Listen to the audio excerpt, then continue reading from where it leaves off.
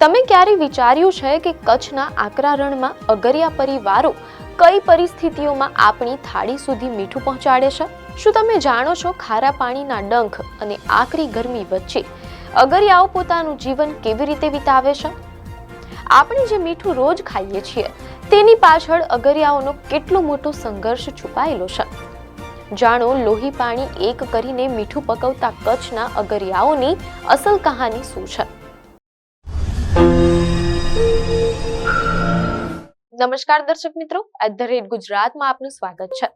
જ્યારે આપણે રોજિંદા ભોજનમાં સ્વાદ માટે મીઠાનો ઉપયોગ કરીએ છીએ ત્યારે કદાચ આપણામાંથી બહુ ઓછા લોકો એ વાતથી વાકેફ હશે કે આ નાનકડું અને સસ્તું દેખાતું મીઠું કઈ પરિસ્થિતિઓમાં તૈયાર થાય છે.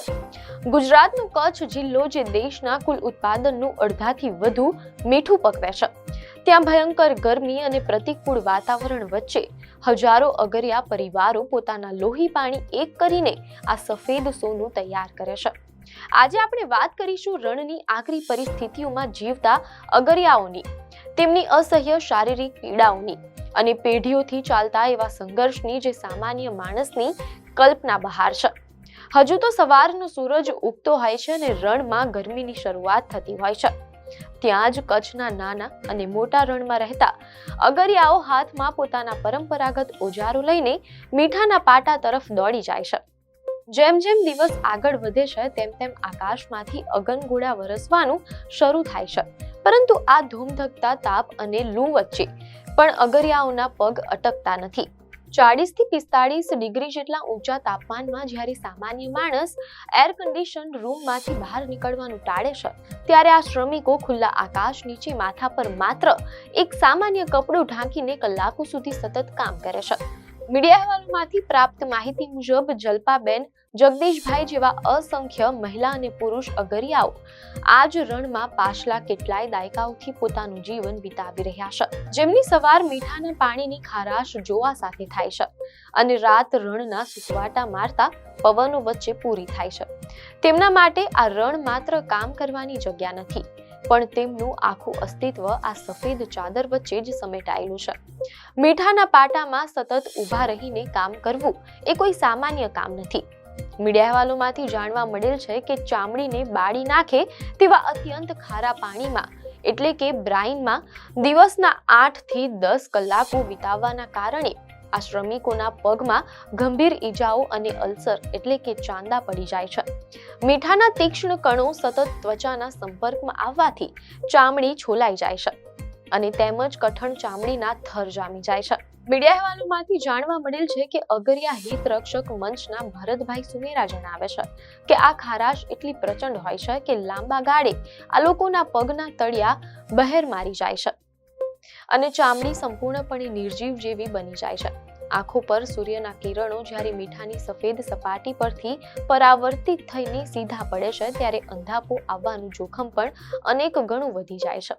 તબીબી સુવિધાઓના અભાવે સામાન્ય નાની ઈજાઓ પણ પાછળથી મોટા જખમમાં ફેરવાઈ જવાની શક્યતા હોય છે. છતાં પેટનો ખાડો પૂરવા માટે આ પીડાને હસતામુખી સહન કરવી તે અગરિયાઓનું રોજિંદુ જીવન બની ગયું છે. રણ વિસ્તારમાં અગરિયાઓ પોતાના પાકા મકાનો બનાવી શકતા નથી. તેઓ માત્ર પ્લાસ્ટિકની તાડપત્રી, ઘાસ અને વાંસના લાકડાની મદદથી કામચલાઉ ઝૂંપડીઓ બનાવીને આખું વર્ષ વિતાવે છે. અહેવાલો મુજબ આ ઝૂંપડીઓ ઉનાળામાં ભઠ્ઠીની જેમ તપે છે અને શિયાળામાં કાતિલ ઠંડીના કારણે તેમાં રહેવું મુશ્કેલ બને છે. વળી સૌથી મોટી વિડંબના એ છે કે જે લોકો આખા દેશને સ્વાદિષ્ટ મીઠું પૂરું પાડે છે તેઓ પોતે પીવાના શુદ્ધ પાણીની ભયાનક અછતનો સામનો કરતા હોય છે. રણના ભૂગર્ભ જળ અત્યંત ખારા હોવાને કારણે પીવાલાયક હોતા નથી, જેના લીધે તેઓ સરકારી કે ખાનગી ટેન્કરો દ્વારા આવતા પાણી પર નિર્ભર રહે છે. મીડિયા અહેવાલોમાંથી જાણવા મળેલ છે કે ગૌરીબેન નામના વયોવૃદ્ધ મહિલા અગરિયા પોતાની આપવીતી સંભળાવતા કહે છે કે ઘણીવાર અઠવાડિયા સુધી પાણીનું ટેન્કર ન આવે ત્યારે તેઓએ માઇલો દૂર ચાલીને પાણી લાવવું પડે છે. રસોઈ બનાવવા માટે લાકડા વીણવા અને બળતણ એકઠું કરવું એ પણ મહિલાઓ માટે એક મોટો પડકાર છે. ચોમાસા દરમિયાન રણમાં પાણી ભરાઈ જવાને કારણે તેઓને ફરજિયાત પોતાના વતન કે ગામ તરફ પાછા ફરવું પડે છે, જ્યાં તેઓએ ફરીથી નાની મોટી મજૂરી કરીને ગુજરાન ચલાવવું પડે છે. આ આર્થિક ચક્ર વર્ષોથી આમ જ ચાલી રહ્યું છે અને ગરીબીની આ રેખામાંથી બહાર નીકળવું તેમના માટે અશક્ય સાબિત થઈ રહ્યું છે.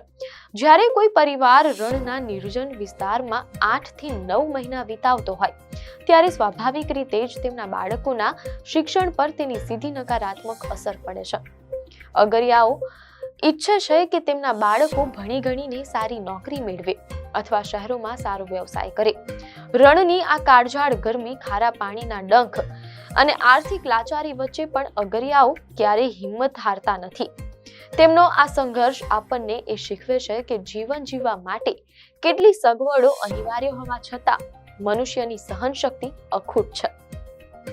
આપને માહિતી સારી લાગી હોય તો વિડીયોને લાઈક અને શેર કરજો, ચેનલને સબસ્ક્રાઇબ કરજો.